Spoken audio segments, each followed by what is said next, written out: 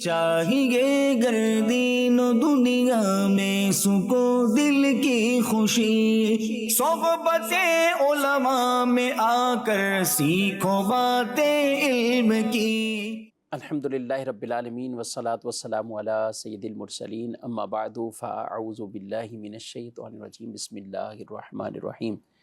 الصلاة والسلام علیکہ یا رسول اللہ وعلی آلک واصحابک یا حبیب اللہ۔ الصلاة والسلام علیکہ یا نبی اللہ وعلی آلک واصحابک یا نور اللہ۔ مدنی چینل کے ناظرین، پروگرام علم کی باتیں، اس میں آپ کو خوش آمدید کہتے ہیں۔ اللہ رب العالمین ہم سب کے علم میں برکتیں عطا فرمائے۔ مفتین کرام ہمارے ساتھ موجود ہیں، مفتی سجاد صاحب، حضرت آپ کو بھی خوش آمدید کہتا ہوں، جزاک اللہ۔ اور انہی کے ساتھ مفتی جمیل صاحب ہیں، حضرت آپ کو بھی مرحبا کہتے ہیں۔ جزاکم کیسے اللہ۔ مزاج گرامی آپ کے؟ الحمدللہ علی کل حال۔ انشاءاللہ بہت ہی پیارے موضوع پر حضرت سیدنا ابو بکر صدیق رضی اللہ تعالی عنہ، آپ کی شان کی مختلف جہتوں پر آج کے اس پروگرام میں گفتگو ہوگی، اور یار غار یار مزار کا بطور خاص تذکرہ ہوگا، اور اول تاخیر ہمارے ساتھ اس پروگرام میں وہ شامل رہیے۔ ابتداء درود پاک کی فضیلت پیارے نبی صلی اللہ علیہ وآلہ وسلم کا فرمان معظم علی شان ہے، زینوا مجالسکم بالصلاۃ علیہ فإن صلاتکم علیہ نور لکم یوم القیامہ۔ اپنی مجلسوں کو مجھ پر درود پڑھ کر آراستہ کرو کہ تمہارا مجھ پر درود پڑھنا قیامت کے دن تمہارے لیے نور ہوگا۔ صلو علی الحبیب صلی اللہ تعالی علی محمد صلی اللہ علیہ وآلہ وسلم، صلاۃ و سلام علیکہ یا سیدی یا رسول اللہ وعلی آلک و اصحابک یا سیدی یا حبیب اللہ۔ جمیل صاحب، سب سے پہلے تو ہم یہ کلمات خطبے میں وہ ہر جمعے کو ہی گویا کہ سنتے ہیں، اور یہ آپ کی ایسی شان ہے کہ افضل البشری بعد الانبیاء بالتحقیق ابی بکر صدیق رضی اللہ تعالی عنہ۔ یہ جو عقیدہ ہے کہ انبیاء کے بعد، نبیوں میں سے، انسانوں میں سے انبیاء کے بعد سب سے افضل یہ حضرت صدیق اکبر رضی اللہ تعالیٰ عنہ ان کی ذات ہے، اس حوالے سے اہل سنت کا جو عقیدہ ہے وہ کیا ہے، اس کی تھوڑی سی وضاحت آپ پہلے فرمائیں۔ بسم اللہ الرحمن الرحیم۔ حضرت سیدنا ابو بکر صدیق رضی اللہ تعالی عنہ انتہائی جلیل القدر اور متقی پرہیزگار صحابی ہیں۔ انبیاء و رسول علیہم الصلاۃ والسلام کے بعد مخلوق میں سب سے افضل یعنی انسان، یہ مسلمانوں کے سب سے پہلے خلیفہ حضرت ابو بکر صدیق رضی اللہ تعالی عنہ کی ہستی ہے، اور متعدد احادیث کریمہ میں اس نظریے کو بیان بھی کیا گیا ہے۔ اسی چیز کے پیش نظر اہل سنت و جماعت کا یہ متفقہ عقیدہ ہے کہ تمام انبیاء و مرسلین علیہ الصلاۃ والسلام کے بعد انسانوں میں جس ہستی کا مقام و مرتبہ ہے تو وہ حضرت ابو بکر صدیق رضی اللہ تعالی عنہ ہیں، اور آپ ہی رسول اکرم صلی اللہ تعالی علیہ وآلہ وسلم کے خلیفہ اول ہیں، اور آپ کی خلافت بلا فصل ہے اور حق ہے۔ اب اس بات کو کہ نبی کریم صلی اللہ تعالی علیہ وآلہ وسلم کی اس امت میں انسانوں میں سب سے افضلیت کس کو حاصل ہے، یہ نظریہ وہ ہے کہ جس نظریے کو صحابہ کرام علیہم رضوان آپس میں ڈسکس بھی کیا کرتے تھے ٹھیک، کہ اس امت کا افضل ترین فرد کون ہے۔ خود حضرت سیدنا مولا علی کرم اللہ تعالی وجہہ الکریم سے اس موضوع پر تواتر کے ساتھ یہ بات منقول ہے کہ آپ رضی اللہ تعالی عنہ نے اس بات کو واضح طور پہ بیان فرمایا ہے کہ اس امت کا سب سے افضل فرد وہ ابو بکر صدیق رضی اللہ تعالیٰ عنہ ہیں۔ خود بخاری شریف کی حدیث مبارکہ میں حضرت امیر المؤمنین مولا علی کرم اللہ تعالی وجہہ الکریم کے شہزادے محمد بن حنفیہ خاتون جنت رضی اللہ تعالی عنہا کے وصال کے بعد مولا علی رضی اللہ تعالی عنہ نے متعدد نکاح کیے تھے، تو آپ کے ایک صاحبزادے ہیں محمد بن حنفیہ، تو وہ امیر المؤمنین رضی اللہ تعالی عنہ کی بارگاہ میں عرض کرتے ہیں کہ رسول اکرم صلی اللہ علیہ وسلم کے بعد یعنی اس امت میں سب سے اب بہتر کون ہے، تو حضرت امیر المؤمنین مولا علی کرم اللہ تعالی وجہہ الکریم نے دو ٹوک یہ ارشاد فرمایا ابو بکر۔ واہ، پھر وہ ان کے صاحبزادے محمد بن حنفیہ وہ عرض کرتے ہیں ثم من، پھر اس کے بعد کون ہے؟ تو حضرت علی رضی اللہ تعالی عنہ نے جس ہستی کا نام لیا فرمایا عمر، کہ ان کے بعد پھر عمر رضی عمر اللہ رضی تعالی اللہ عنہ۔ تو یوں حضرت مولا علی رضی اللہ تعالی عنہ اس امت کا سب سے افضل فرد جس کو قرار دیتے ہیں، صحیح بخاری شریف کی اس حدیث مبارکہ میں آپ نے نام لیا سیدھے ڈائریکٹ ابو بکر رضی اللہ تعالی رضی عنہ۔ اللہ تعالیٰ اسی طریقے سے حضرت ابو جحیفہ یہ صحابی رسول صلی اللہ علیہ وسلم ہیں، اور حضرت علی المرتضیٰ رضی اللہ تعالی عنہ سے بہت لگاؤ تھا، بہت مقرب مولا علی رضی اللہ تعالی عنہ تھے۔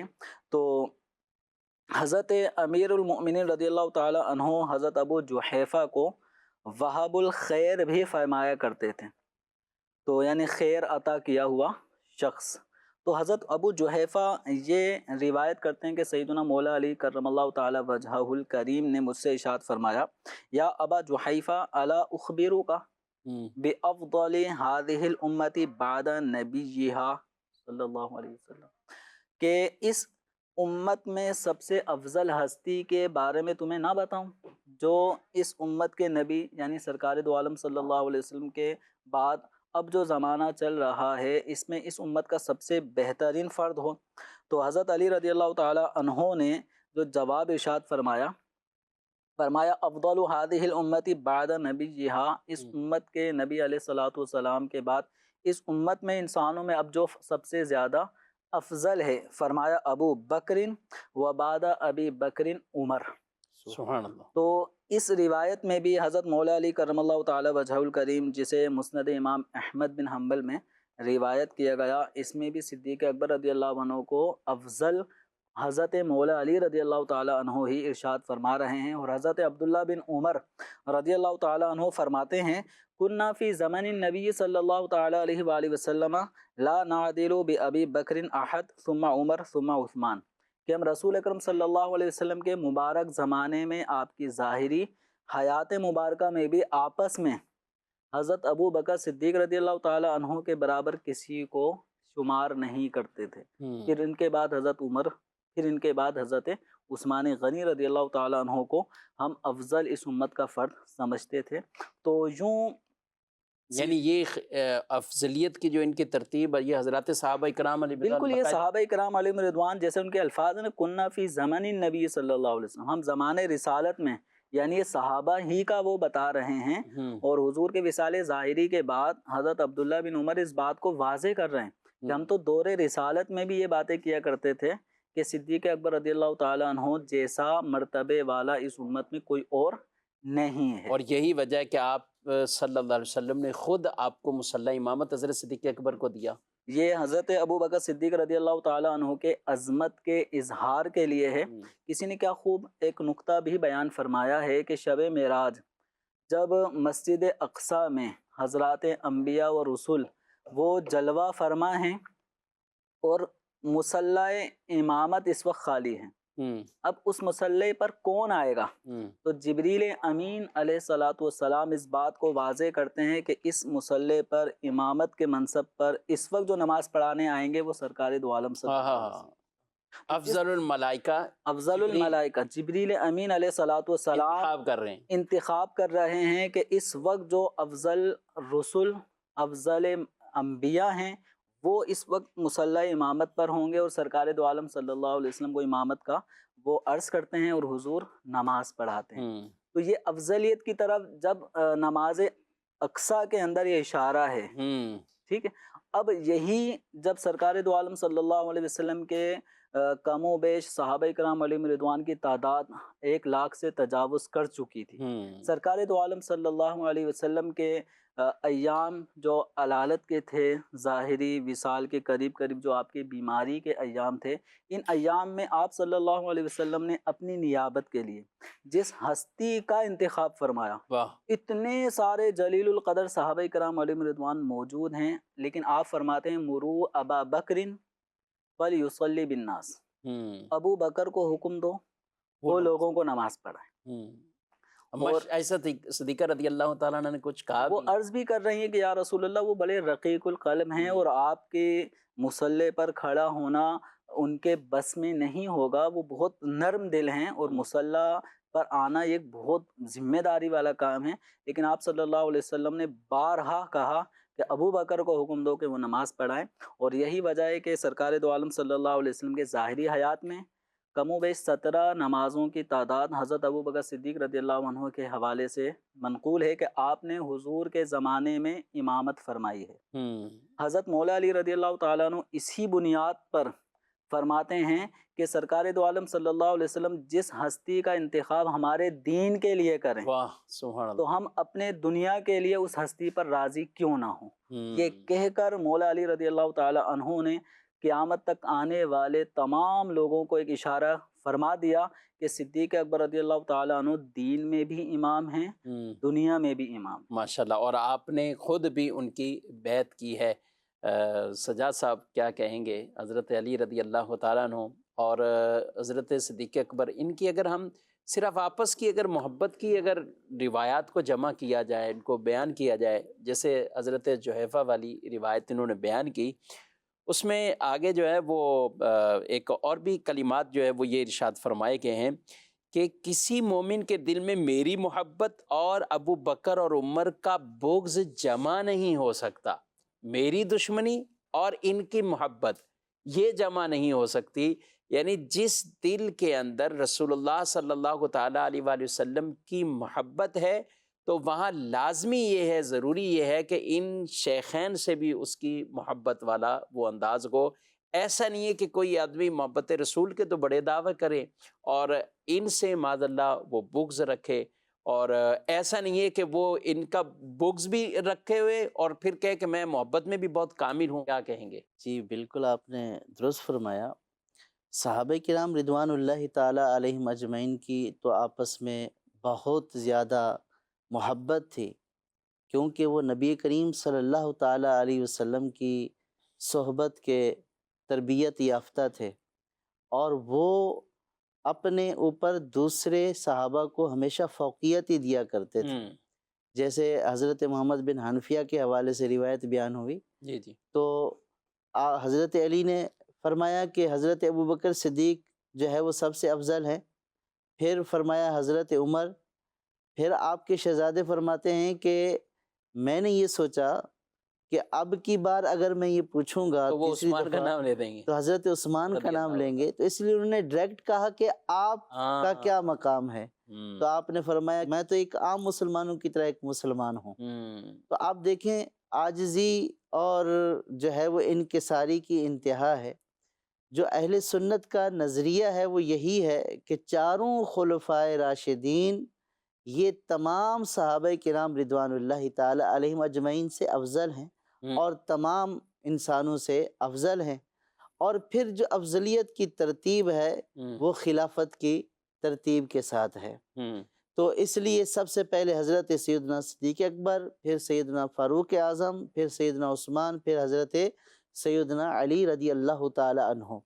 حضرت سیدنا علی رضی اللہ تعالی عنہ نے کئی مجالس میں کئی مقامات پر علل اعلان یہ اظہار فرمایا کہ میں تمہیں بتاؤں کہ سب سے بہادر کون ہے۔ آپ نے ایک محفل میں فرمایا کہ میں تمہیں بتاؤں کہ سب سے زیادہ بہادر کون ہے، بتائیے۔ اچھا، عام سوال لوگوں میں تو وہ حضرت علی کا نام لے جی، لوگوں سے پوچھا کہ آپ بتاؤ سب سے بہادر کون ہے، تو لوگوں نے کہا کہ سب سے بہادر تو آپ ہیں۔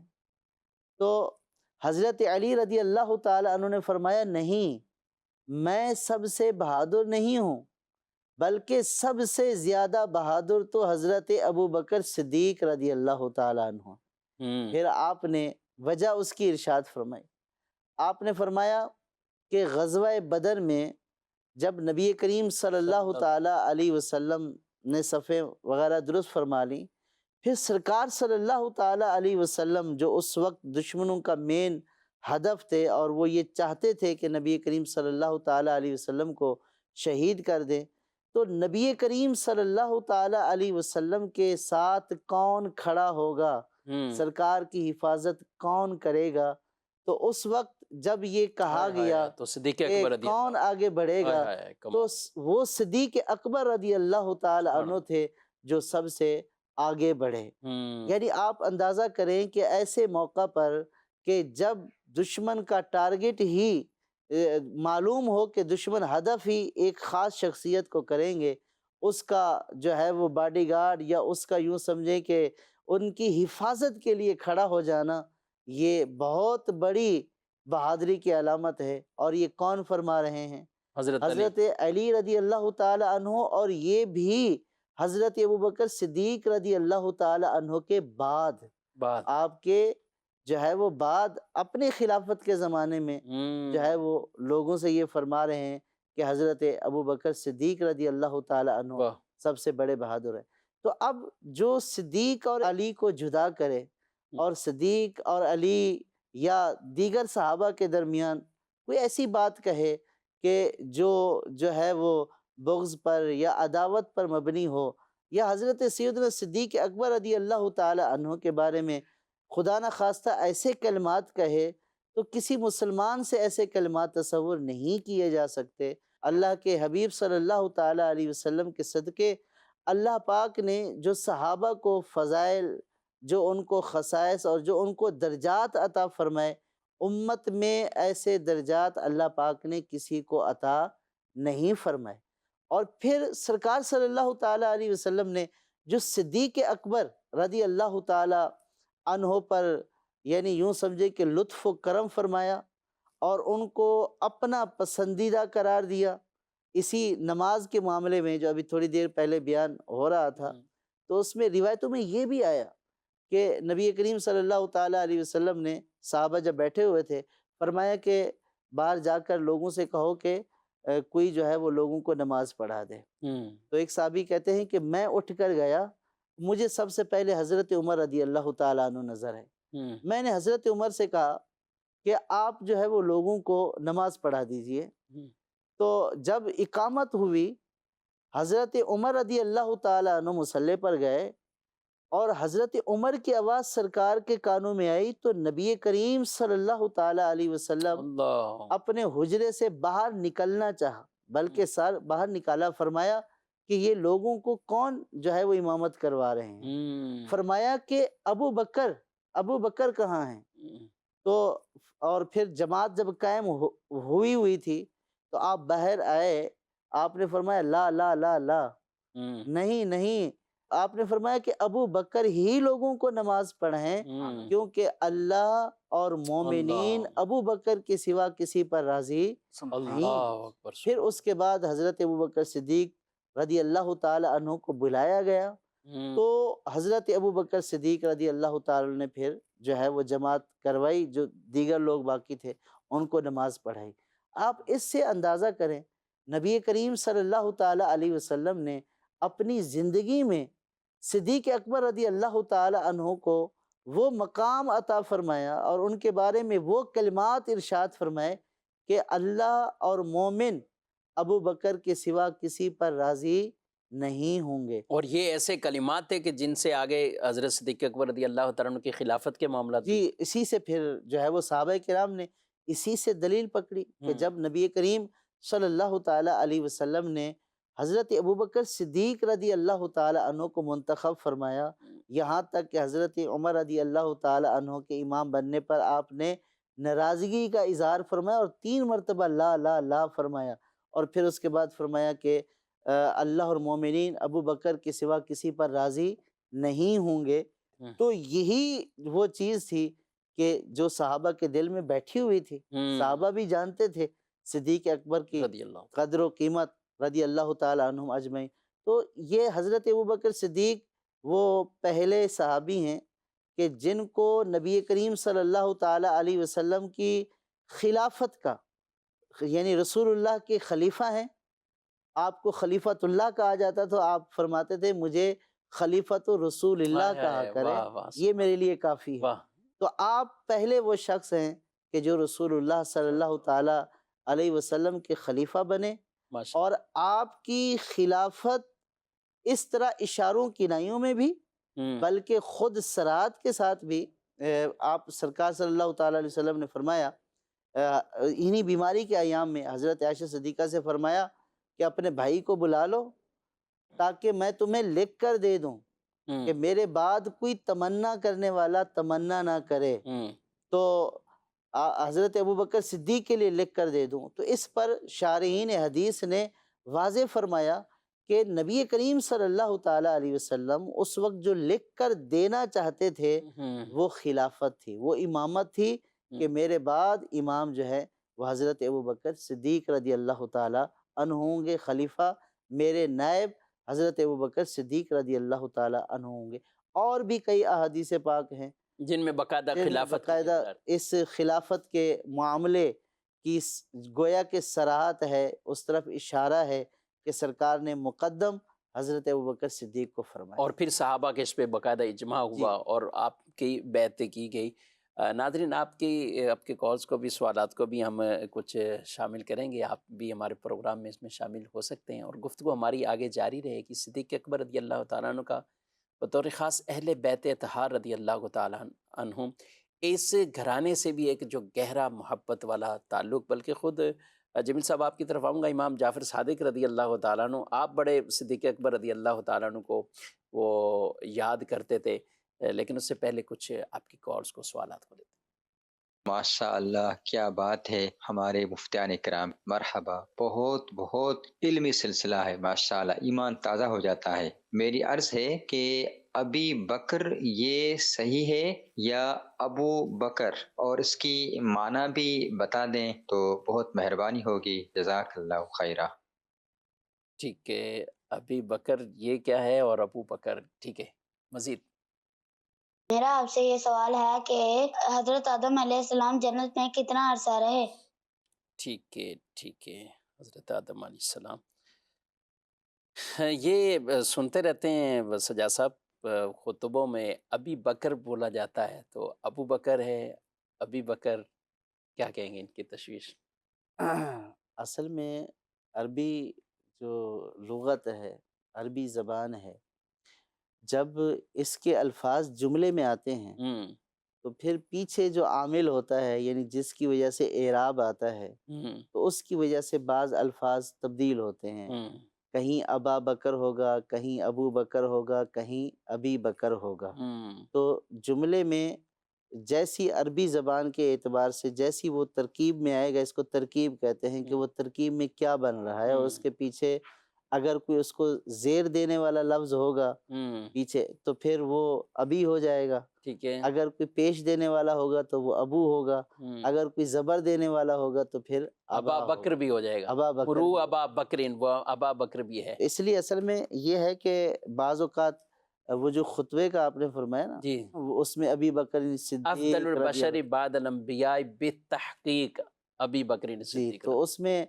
چونکہ زیادہ سننے کو ملتا ہے، جی ہاں، اس اعتبار سے پھر بعض لوگوں کو تشویش ہوتی ہے، جیسے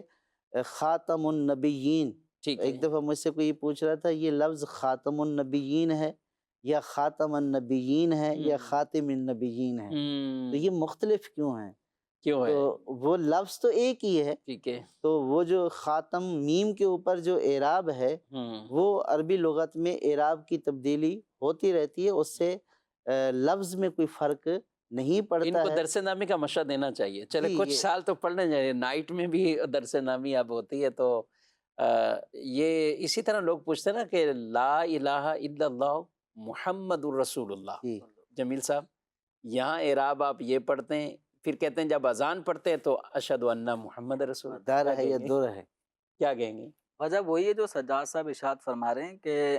رفع، نصب، جر، یعنی کسی لفظ پر رفع یعنی پیش آ جانا، یا نصب یعنی دو زبر آ جانا یا زبر آ جانا، یا جر یعنی دو زیر یا زیر آ جانا، یہ چونکہ عربی گرامر کے اعتبار سے ہوتا ہے تو معانی کے اندر کوئی فرق نہیں ہوتا، تینوں اعتبار سے ٹھیک ہے، تینوں اعتبار سے بالکل اپنے اپنے مقام پر اس کو جیسا لکھا گیا ہے ویسے ہی پڑھا جائے گا، ٹھیک اس ہے، میں تبدیلی نہ کریں۔ جیسے اذان کہنے والا یہ کہے کہ میں اشہد ان محمد الرسول اللہ پڑھوں گا، جو معنی میں کوئی فرق نہیں آ رہا، لیکن لفظ انا یا انا اس کے بعد جب بھی کوئی اسم آتا ہے تو اس پہ زبر آتا ہے، جیسے ان اللہ و ملائکتہ، صحیح، تو اللہ تعالیٰ کے نام کے ہاں جو آخر میں ہاں ہے اس پہ زبر آ رہا ہے، تو اس طرح یہ گرامر کا معاملہ ہے. انشاءاللہ مفتی شفیق صاحب نے جو مشورہ دیا ہے آپ کو کہ آپ درس نظامی کریں، ابتدائی درجات میں آپ کو یہ ساری چیزیں انشاءاللہ پتہ چل جائیں گی کہ زبر کیوں آ رہا ہے، تو زیر کیوں آ رہا ہے اور پیش کیوں آ رہا ہے. انشاءاللہ آپ کی تشویش بھی دور ہوگی اور اس پڑھنے کے کو ساتھ مزہ آئے گا. ساتھ پھر علم دین حاصل کرنے کا شوق بھی پیدا ہوگا، اور انشاءاللہ اللہ کرے کہ آپ بھی اس طرح مدنی چینل پر آپ بھی بیان کر رہے ہیں. ماشاءاللہ. کیا کہتے ہیں اہل بیت اطہار رضی اللہ تعالیٰ عنہ، بالخصوص امام جعفر صادق رضی اللہ تعالیٰ؟ امام جعفر صادق رضی اللہ تعالی عنہ، جن کی آہ رجب المرجب میں خصوصیت کے ساتھ ایک نیاز کا بھی اہتمام کیا جاتا ہے، پھولوں کی نیاز، تو آپ کو حضرت ابو بکر صدیق رضی اللہ تعالی عنہ سے بڑی والہانہ محبت تھی. کیوں نہ ہو کہ مولا علی رضی اللہ تعالیٰ عنہ بھی ان کے گن گا رہے ہیں. جیسے کہ مفتی سجاد صاحب نے کہا کہ اشجع الناس کون ہے، لوگوں میں سب سے بہادر کون ہے، یہ حضرت علی حضرت ابو بکر صدیق کی تعریف کر رہے ہیں. تو حضرت امام جعفر صادق رضی اللہ تعالیٰ عنہ یہ مولا علی کرم اللہ تعالی وجہہ الکریم کے بیٹے امام حسین، ان کے بیٹے امام زین العابدین، اور ان کے بیٹے امام باقر، ان کے بیٹے ہیں امام جعفر صادق رضی اللہ تعالیٰ. اچھا، یعنی یہ یوں سمجھ لیں کہ امام زین العابدین وہ حضرت علی کے پوتے ہیں، ٹھیک. تو امام زین العابدین کے پوتے ہیں امام جعفر صادق رضی اللہ عنہ. ٹھیک ہے. تو امام جعفر صادق بڑے خوشی کے ساتھ فرماتے تھے ولدنی ابو بکر مرتین، مجھے ابو بکر رضی اللہ تعالیٰ عنہ سے سلسلہ نسب میں دو طرف سے نسبت حاصل ہے، دو طرح سے میں حضرت ابو بکر صدیق رضی اللہ تعالیٰ عنہ کی اولاد میں شامل ہوں. اب کس طرح ہیں؟ تو خلاصہ یہ ہے کہ حضرت ابو بکر صدیق رضی اللہ تعالیٰ عنہ کے دو صاحبزادے ہیں، ایک ہیں محمد اور ایک ہیں عبد الرحمن.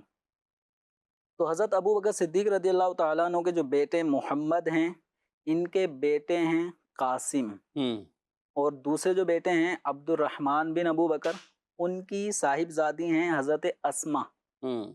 تو حضرت ابو بکر صدیق رضی اللہ تعالیٰ عنہ کے جو پوتے ہیں وہ قاسم ہوئے، اور عبد الرحمن کی جو صاحبزادی ہیں اسما، وہ پوتی ہوئیں.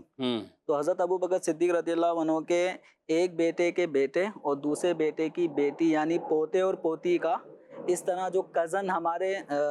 زبان میں جو کزن والا رشتہ بنتا ہے، تو یوں ان کزنوں میں آپس میں نکاح ہوا. تو ایک حضرت ابو بکر صدیق کے پوتے ہیں اور ایک پوتی ہیں. پھر ان دونوں سے، پوتے اور پوتی سے، حضرت ام فروہ پیدا ہوئیں. ام فروہ یہ پیدا ہوئیں. تو یہ حضرت ام فروہ کو حضرت ابو بکر صدیق رضی اللہ تعالیٰ عنہ تک جو رشتہ پہنچتا ہے، تو حضرت ابو بکر کے ایک بیٹے محمد، حضرت محمد جو ہیں وہ ام فروہ کے دادا ہیں، اور حضرت ابو بکر صدیق کے ایک صاحبزادے عبد الرحمن، وہ ام فروہ کے نانا ہیں. تو ام فروہ کون ہے؟ امام جعفر صادق کی والدہ ہیں. صحیح. تو حضرت ام فروہ صدیق اکبر رضی اللہ تعالیٰ عنہ تک جو ان کا ایک رشتہ پہنچتا ہے، ام فروہ کے جو دادا ہیں ان کے والد صدیق اکبر یعنی پردادا بھی ہیں، اور ام فروہ کے جو نانا عبد الرحمن ہیں ان کے والد بھی ابو بکر ہیں، تو یوں پر نانا بھی ابو بکر ہیں. تو ام فروہ وہ ہستی ہیں جن کے اور امام باقر، ان کا آپس میں نکاح ہوا. ان کے نکاح سے اللہ تبارک و تعالیٰ نے ان کو امام جعفر صادق جیسا بیٹا عطا فرمایا. تو یوں دیکھا جائے تو حضرات صحابہ کرام علیہم رضوان میں کیسا آپس میں تعلق ہوتا تھا کہ حضرت مولا علی رضی اللہ تعالیٰ عنہ کی جو آل سادات کرام،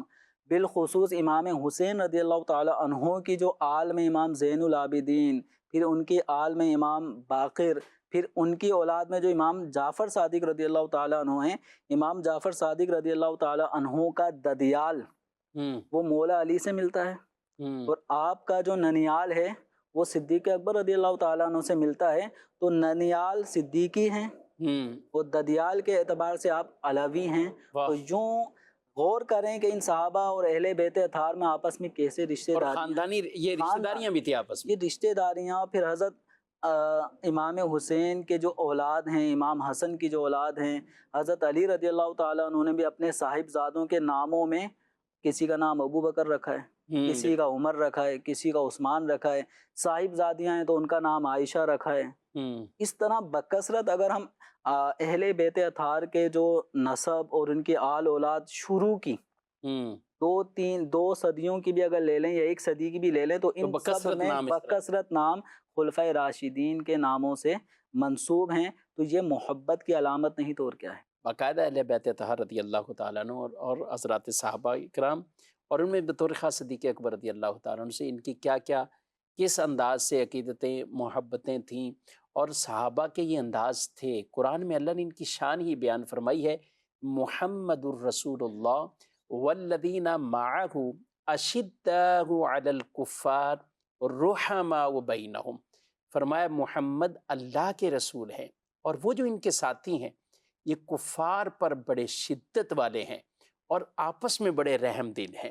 آپس میں ان کی ایک دوسرے کے لیے بڑی احترام، محبت، عقیدتوں کا ایک تعلق، اور یہ نسبت تھی ان کی، اور آپس میں ایسے ہی ان کے رشتے تھے، اور باقاعدہ رشتہ داریاں بھی ایک دوسرے کے ہاں یعنی نکاح کرنا، یہ سلسلے بھی ہوئے ہیں، اور انشاءاللہ اس پر بھی کچھ گفتگو رہے گی۔ مزید کچھ کالز لیتے ہیں، دیکھتے ہیں ناظرین کیا پوچھیں۔ معلوم کرتا تھا بھائی یہ حضرت ابو بکر صدیق رضی اللہ عنہ کی مثال کی کیا تاریخ ہے؟ کیونکہ ذہن میں ہے پچھلے سال تو ہم نے ان کا اہتمام کیا تھا، ابھی ذہن میں نہیں آ رہا ہے، اس لیے ٹھیک ہے، ٹھیک ہے، وصال مبارک حضرت صدیق اکبر۔ مزید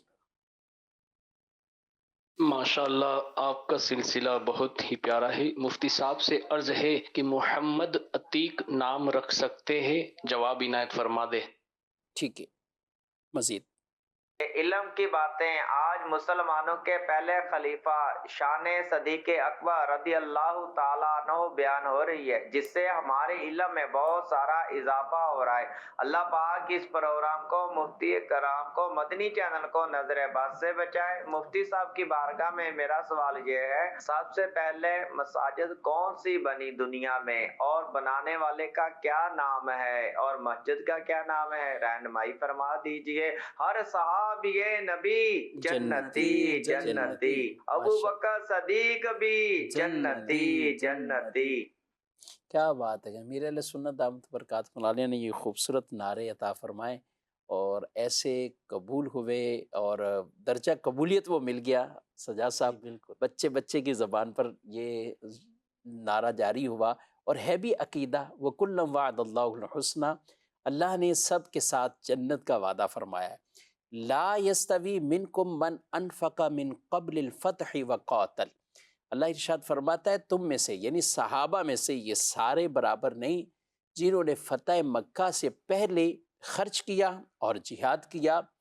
اولئک اعظم درجۃ من الذین انفقوا من بعد وقاتلوا،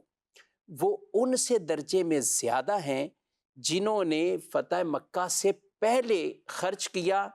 اور جہاد کیا، وہ درجے میں زیادہ ہیں بنسبت ان کے کہ جو بعد میں مسلمان ہوئے۔ لیکن تمام کے لیے کیا فرمایا؟ وَكُلًّا وَعَدَ اللَّهُ الْحُسْنَى، اللہ نے سب کے ساتھ جنت کا وعدہ فرما دیا ہے۔ إِنَّ الَّذِينَ سَبَقَتْ لَهُم مِّنَّ الْحُسْنَى أُولَئِكَ عَنْهَا مُبْعَدُونَ، اللہ کی طرف سے جن کو حسنہ کی یہ بشارت مل جاتی ہے وہ جہنم سے دور کر دیے جاتے ہیں۔ تو اس لیے ہم جو کہتے ہیں ہر صحابی نبی پاک علیہ السلام کی تمام ازواج، آپ کے تمام صحابہ کرام علیہم رضوان، تمام اہل بیت طہار، یہ جو ہم عقیدہ بیان کرتے ہیں تو یہ باقاعدہ قرآن سے ہے۔ پھر اس کے آگے حدیث کے اندر بھی کتنے کہ جن کو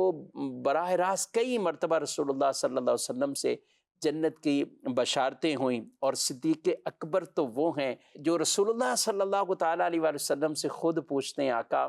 کوئی ایسا بھی آدمی ہے کہ جنت کے جب قریب آئے تو جنت کے 8 دروازوں سے آواز آئے، کسی کو تو خاص باب الصدقہ سے، باب الصلاۃ سے، باب الریان سے یہ آوازیں آئیں گی، لیکن ایسا بھی کوئی خوش نصیب ہے کہ جنت کے سارے دروازوں سے آواز آئے کہ تم جنت میں داخل ہو جاؤ؟ تو رسول اللہ صلی اللہ علیہ وسلم نے فرمایا کہ ابو بکر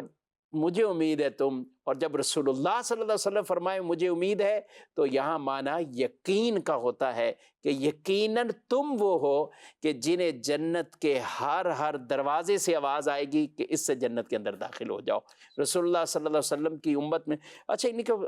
सजा साहब प्यार भी कितना। सिद्दीक़ अकबर रज़ी अल्लाह ताला अन्हु बैठे हैं हुज़ूर अलैहिस्सलाम के पास, तो कहते हैं हुज़ूर उम्मत के लिए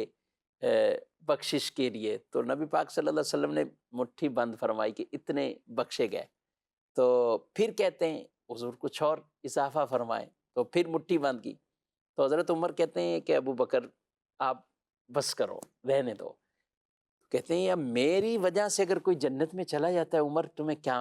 क्यों ऐसा एतराज़ है? मैं कहता जा रहा हूँ हुज़ूर जन्नत की बशारतें ता फरमाते जा रहे। तो हज़रत उमर रज़ी अल्लाह तआला अन्हु कहते हैं कि अगर अल्लाह चाहेगा तो ये एक ही मुट्ठी जो बंद होनी है ये काफ़ी हो जाएगी। तो सरकार अलैहिस्सलाम ने फरमाया उमर सच कहते हैं, उमर सच कहते हैं। यानी इनको उम्मत से भी कितना प्यार है, ये रसूलुल्लाह सल्लल्लाहु अलैहि वसल्लम की बारगाह में इस उम्मत की बख्शिश के लिए बार बार इस तरह अर्ज़ करते रहते हैं। सुभान अल्लाह। सवालात हैं तो आपसे ही कुछ कर लेता हूँ। मोहम्मद अतीक नाम, ये लक़ब भी है सिद्दीक़ अकबर रज़ी अल्लाह तआला? जी, हज़रत सैयदना सिद्दीक़ अकबर रज़ी अल्लाह ताला अन्हो के दो लक़ब हैं, एक सिद्दीक़ और दूसरा अतीक। तो अतीक हज़रत सैयदना सिद्दीक़ अकबर रज़ी अल्लाह ताला अन्हो का लक़ब है, और ये नाम रखना मोहम्मद अतीक, ये नाम रखना जायज़ है। और अतीक का मतलब ये है कि जिसको आग से आज़ाद कर दिया गया। तो ये सैयदना सिद्दीक़ अकबर रज़ी अल्लाह ताला अन्हो ये वो पहली शख्सियत हैं कि जिनको अतीक का लक़ब दिया गया। अल्लाहु अकबर। तो आपका लक़ब ही वही है जिसका माना ही यही है कि जो आग से आज़ाद कर दिया गया। अंत अतीकुम मिनन नार। अंत अतीकुम मिनन नार। तो इसलिए मोहम्मद अतीक नाम रखना जायज़ है, इसमें कोई हर्ज वाली बात नहीं। अच्छा, ये इनका यौम विसाल है, तारीख़ पूछ रहे कि उसमें कुछ ख़ास न्याज़ का एहतमाम भी हो। 22 जमादियुल उखरा, ये हज़रत सैयदना सिद्दीक़ अकबर रज़ी अल्लाह ताला अन्हु का उर्स है, विसाल मुबारक है। तो इस दिन ख़ुसूसी न्याज़ का एहतमाम किया जाए। और फिर जो आपकी इस विसाल के बारे में भी उलमा ने लिखा है कि जब आपका ये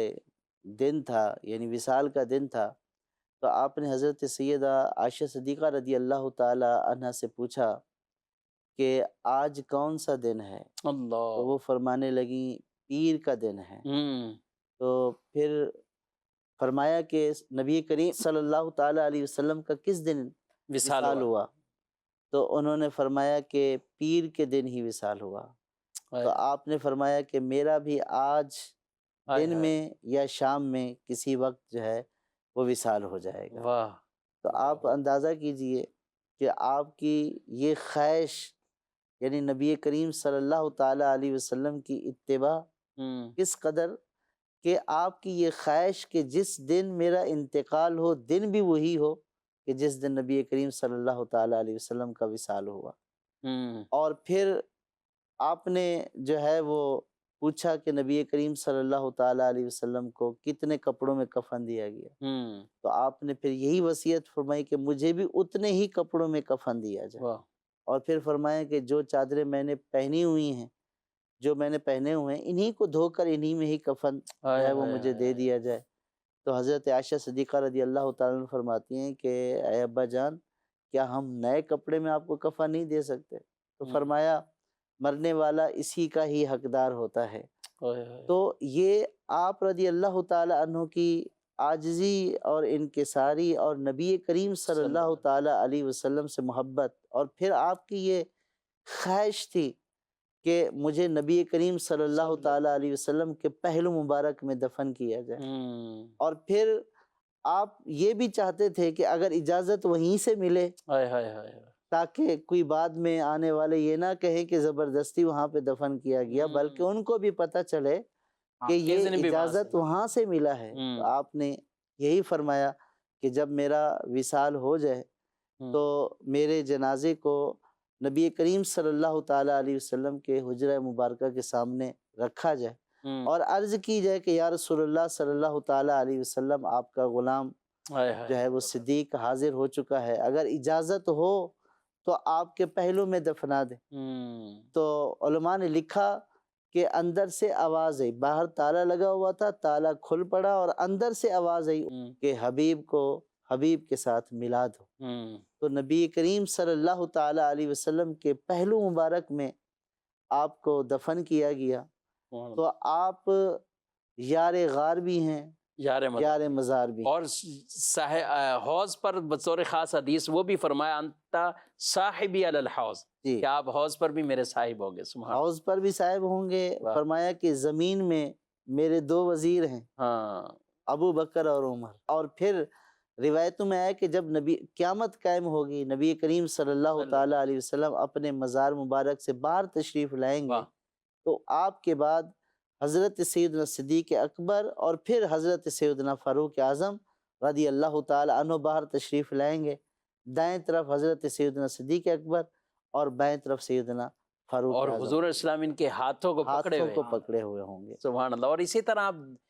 مسجد میں بھی تشریف لائے حضرات صحابہ کے پاس بھی، تو ان کے